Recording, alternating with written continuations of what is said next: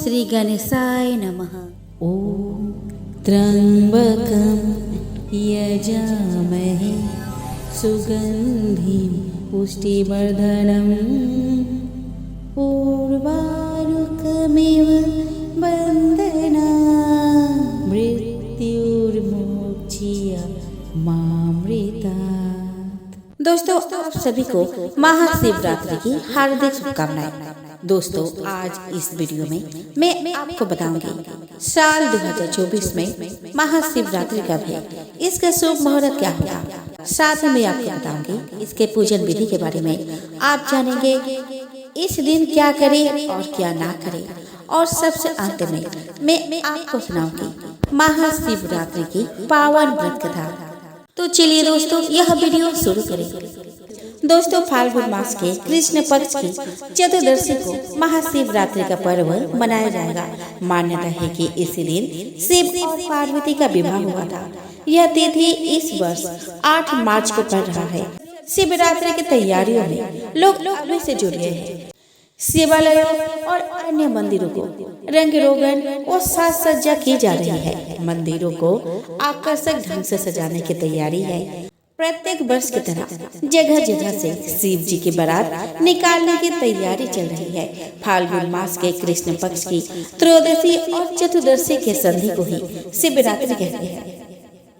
शास्त्रों के अनुसार इस दिन शिव जी की पूजा विशेष फलदायी होती है। इस दिन शिवलिंग पर 8 प्रहर जल अर्पण कर शिव की कृपा प्राप्त कर सकते हैं। पंचांग के अनुसार इस वर्ष महाशिवरात्रि के दिन श्रवण और धनिष्ठा नक्षत्र के साथ शिव योग का निर्माण हो रहा है, जो इस तिथि को और विशिष्ट बना रहा है। महादेव की ऋषिता पूजा के दौरान भद्रा लग रहा है। रात्रि के 9:58 PM से अगले दिन प्रातः 8:09 AM तक भद्रा रहेगा। हालांकि इसी दिन शिव योग भी रहेगा। पंचोपचार और षोडशोपचार से भगवान शिव का पूजन करना चाहिए। कुछ भी उपलब्ध नहीं हो तो केवल एक बिल्वपत्र ही भगवान शिव को प्रसन्न करता है। भगवान शिव को गाय के दूध अथवा पंचामृत, बिल्वपत्र, भांग, धतूरे का पुष्प, आकवन, मंदार का पुष्प विशेष प्रिय है। विविध कामनाओं के लिए विभिन्न सामग्रियों से इनका अभिषेक करना चाहिए। महाशिवरात्रि के दिन में पूजा पाठ, जप, अभिषेक व रात्रि में जागरण करना विशेष फलदायक बताया गया है। जबकि महाशिवरात्रि व्रत का पारण 9 मार्च को होगा। फाल्गुन कृष्ण चतुर्दशी तिथि की शुरुआत 8 मार्च शुक्रवार को रात्रि 9:57 PM से होगा और फाल्गुन कृष्ण चतुर्दशी तिथि की समाप्ति 9 मार्च को शाम 6:17 PM पर होगा। जबकि महाशिवरात्रि निशिता पूजा का मुहूर्त देर रात में 12:07 AM से 12:56 AM तक है। दिन में महाशिवरात्रि की पूजा का समय ब्रह्म मुहूर्त में 5:01 AM से प्रारंभ होगा। दोस्तों, शिवरात्रि के दिन बहुत सारे लोग उपवास रखते हैं। कुछ लोग बिना पानी के भी यह व्रत करते हैं, तो कुछ लोग इस दिन फलहार पर यह उपवास रखते हैं। शिवरात्रि की पूजा पर कुछ विशेष बातों का ख्याल रखना बहुत ज्यादा जरूरी है, क्योंकि अगर अनजाने में ही सही इस व्रत के दौरान कुछ गलती हो जाए तो इंसान को इस व्रत का फल सही ढंग से नहीं मिलता है। तो आइए दोस्तों, हम जानें कि इस दिन क्या करें और क्या ना करें। दोस्तों, शिवलिंग को लोटे से जल अर्पित करें। इसके बाद शिवलिंग पर भांग, धतूरा, गंगा जल, बेलपत्र, दूध और दही अर्पित करें। शिवलिंग पर बारी बारी से जल या दूध अर्पित करना चाहिए। जल अर्पित करते हुए शिव और पार्वती का ध्यान करना चाहिए। अगर जल अभिषेक करते वक्त शिव के मंत्रों का जाप करें तो 2 गुना फल की प्राप्ति होती है। पूजा वाले दिन मांसाहारी भोजन न करें। शिवरात्रि वाले दिन मदिरा पान न करें। शिवरात्रि वाले दिन घर में झगड़ा न करें और न ही निंदा करें। शिवलिंग पर जल चढ़ाते वक्त शिवलिंग या शिव की मूर्ति या तस्वीर पर कमल, कनेर, केतके के फूल अर्पित न करें। शिवलिंग पर सिंदूर या श्रृंगार का कोई भी चीज न चढ़ाए। शिवरात्रि पर ब्रह्मचर्य का पालन करें। सहवास न करें। दिन में निद्रा करने से बचें और शिव का ध्यान करें। शिवलिंग पर काले तिल या टूटे चावल अर्पित न करें। शिवलिंग पर शंख से जल अर्पित न करें। शिवलिंग पर बासी फूल न चढ़ाएं। दोस्तों इस दिन ओम नमः शिवाय का 108 बार जाप करें। आइए दोस्तों अब हम श्रवण करें शिवरात्रि व्रत कथा के। शिव पुराण के अनुसार प्राचीन काल में चित्रभानु नाम का एक शिकारी था। जानवरों की हत्या करके वह अपने परिवार को पालता था। वह एक साहूकार का कर्जदार था, लेकिन उसने अपना ऋण समय पर ना चुका सका।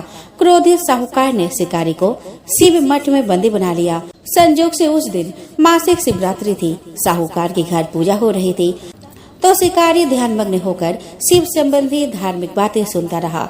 चतुर्दशी को उसने शिवरात्रि व्रत की कथा भी सुनी।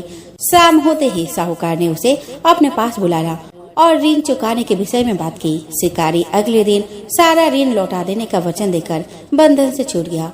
अपनी दिनचर्या की भांति वह जंगल में शिकार के लिए निकला, लेकिन दिन भर बंदी गृह में रहने के कारण भूख प्यास से व्याकुल था। शिकार खोजता हुआ वह बहुत दूर निकल गया। जब अंधेरा हो गया तो उसने विचार किया कि रात जंगल में ही बितानी पड़ेगी। वह वन में तालाब के किनारे एक बेल के पेड़ पर चढ़कर रात बिताने का इंतजार करने लगा। बिल्व वृक्ष के नीचे शिवलिंग था, जो बिल्व पत्रों से ढका हुआ था। शिकारी को उसका पता न था, पर आप बनाते समय उसने जो टहनियां तोड़ी वे संजोग से शिवलिंग पर गिरती चली गई। इस प्रकार दिन भर भूखे प्यासे शिकारी का व्रत भी हो गया और शिवलिंग पर बिल्व पत्र भी चढ़ गए। एक पहर रात्रि बीत जाने पर एक गर्भिणी हिरनी तालाब पर पानी पीने पहुंची। शिकारी ने धनुष पर तीर चढ़ाकर ज्यों ही प्रत्यंचा खींची। हिरनी बोली कि मैं गर्भिणी हूँ और शीघ्र ही प्रसव करूंगी। तुम एक साथ दो जीव की हत्या करोगे, जो ठीक नहीं है। मैं बच्चे को जन्म देकर शीघ्र ही तुम्हारे समक्ष प्रस्तुत हो जाऊंगी, तब मुझे मार देना। शिकारी ने प्रत्यंचा ढीली कर दी और हिरनी जंगली झाड़ियों में लुप्त हो गई। प्रत्यंचा चढ़ाने और ढीली करने के वक्त कुछ बिल्व पत्र अनायास ही टूटकर शिवलिंग पर गिर गए।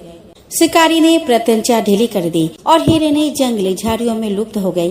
प्रत्यंचा चढ़ाने एवं ढीली करने के वक्त कुछ बिल्व पत्र अनायास ही टूटकर शिवलिंग पर गिर गए। इस प्रकार उससे अनजाने में ही प्रथम प्रहर का पूजन भी संपन्न हो गया।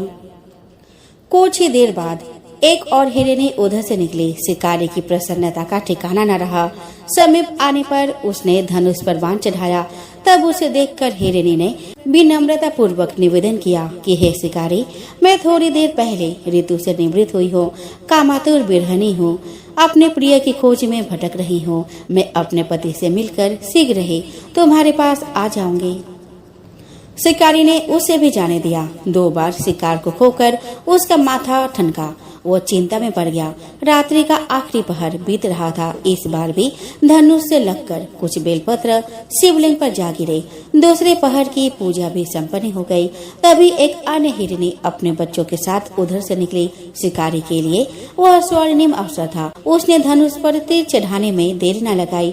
वह तीर छोड़ने ही वाला था कि हिरनी बोली कि हे शिकारी, मैं इन बच्चों को इनके पिता के हवाले करके लौट आऊंगी। इस समय मुझे मत मारो। शिकारी हंसा और बोला कि सामने आए शिकार को छोड़ दो। मैं ऐसा मूर्ख नहीं। इससे पहले मैंने 2 बार अपना शिकार खो चुका हूँ। मेरे बच्चे भूखे प्यासे व्यग्र हो रहे होंगे। उत्तर में हिरनी ने कहा कि जैसे तुम्हें अपने बच्चों की ममता सता रही है, ठीक वैसे ही मुझे भी सता रही है। हे शिकारी, मेरा विश्वास करो, मैं इन्हें इनके पिता के पास छोड़कर तुरंत लौटने की प्रतिज्ञा करती हूँ। हिरनी का दिन स्वर सुनकर शिकारी को उस पर दया आ गई। उसने उस मृगी को भी जाने दिया। शिकार के अभाव में तथा भूख प्यास से व्याकुल शिकारी अनजाने में ही बेल वृक्ष पर बैठा बेलपत्र तोड़कर नीचे फेंकता जा रहा था। पाँव फटने को हुई तो एक हष्ट पुष्ट मृग उसी रास्ते पर आया। शिकारी ने सोच लिया कि इसका शिकार वह अवश्य करेगा।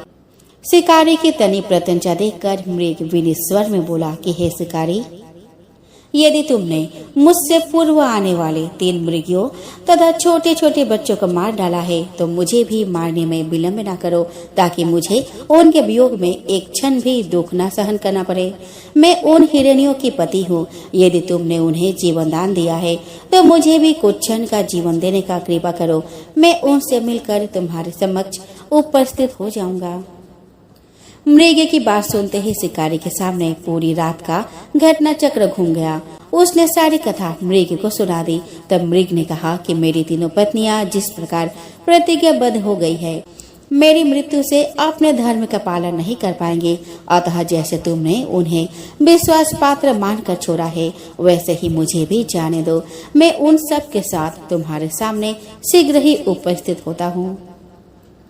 शिकारी ने उसे भी जाने दिया। इस प्रकार प्रातः हो गई। उपवास, रात्रि जागरण तथा शिवलिंग पर बेलपत्र चढ़ाने से अनजाने ही पर शिवरात्रि की पूजा पूर्ण हो गई।